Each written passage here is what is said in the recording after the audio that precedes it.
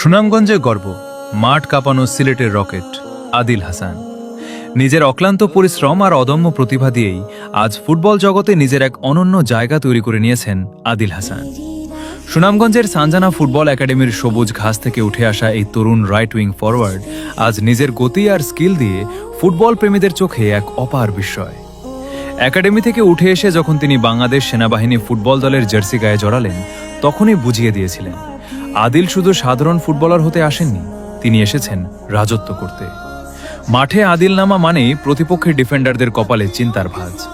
Right wing forward position থেকে যখন তিনি বল পায়ে দৌড় শুরু করেন, তখন তাকে থামানো যেন বাতাসের গতিকে থামানোর মতোই অসম্ভব। রাইট ফ্ল্যাঙ্ক দিয়ে তার ওই 40 গজের বিধ্বংসী স্প্রিন্ট রক্ষণভাগের খেলোয়াড়দের চোখের পলকে পেছনে ফেলে দেওয়া, আর নিখুঁত সময়ে আর্লি ক্রস, এটাই আদিলের চেনা ট্রেডমার্ক। সিলেট সুনামগঞ্জের ফুটবল সার্কিটে তাকে সবাই এক নামে চেনে, স্পিড মার্চেন্ট। দর্শকরা মাঠে ছুটে আসে তার পায়ের জাদুকরি নাটমেগ, স্টেপ ওভার আর চমৎকার সব কাট ইনসাইড দেখতে। প্রতিপক্ষ যখনই তাকে আটকাতে যায়, আদিল তার স্বভাবসুলভ 1 ভার্সেস 1 ড্রিবলিংয়ে মুহূর্তেই তাদের পরাস্ত করেন।